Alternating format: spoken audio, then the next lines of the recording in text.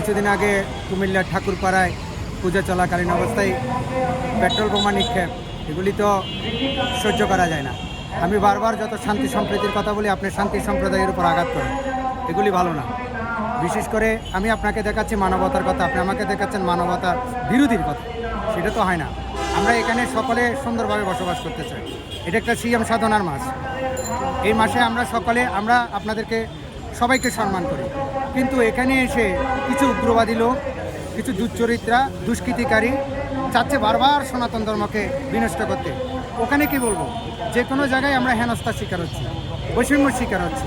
কালকে কাউন্টারে গেছি, আমি হিন্দু বিদায়, আমি হিন্দু সন্ন্যাসী বিদায়, আমাকে সিট দিচ্ছে পিছনে, সামনে কোনো সিট নেই। গাড়িতে উঠলে আমাকে গাড়িওয়ালা আমার সাথে খারাপ ব্যবহার করছে, পিছনে সিট দিচ্ছে। তো এসব কিছু নিয়ে কি বাঁচা যায়? আপনাদের কাছে আমার মিডিয়ার যারা আছেন, সাংবাদিক ভাইয়েরা, আমি তাদেরকে অত্যন্ত সাধুবাদ জানাই। এইভাবে তো কখনো বাঁচা যায় না।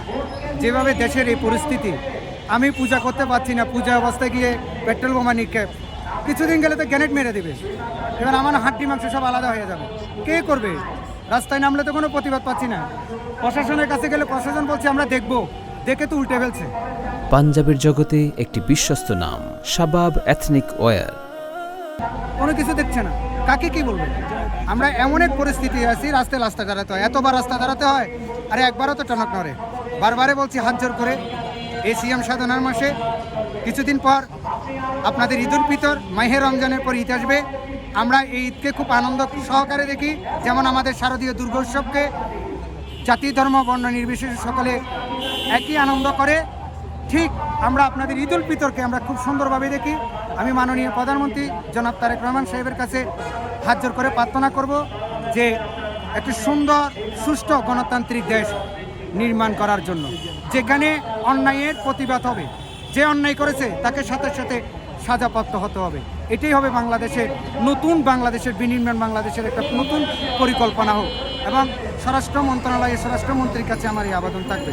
আশা করি আপনারা সাংবাদিক ভাইয়েরা যারা আছেন, তারা এটাকে নিয়ে একটু জোরপূর্বক ইয়ে করেন। এইভাবে আসা যায় না। কিছুদিন আগে দেখলাম সাংবাদিককে মারছে রাস্তায়। এভাবে সাংবাদিক যদি হেনস্থা হয়, যিনি আমাদের খবর ঘর থেকে ঘরে, দেশ থেকে দেশান্তরে পৌঁছে দিচ্ছে, তিনিও মৃত্যুকে ভয় পাচ্ছে, তিনিও হেনস্থার শিকার হচ্ছে। এভাবে কি দেশে বাসা যায়? আপনি বলুন।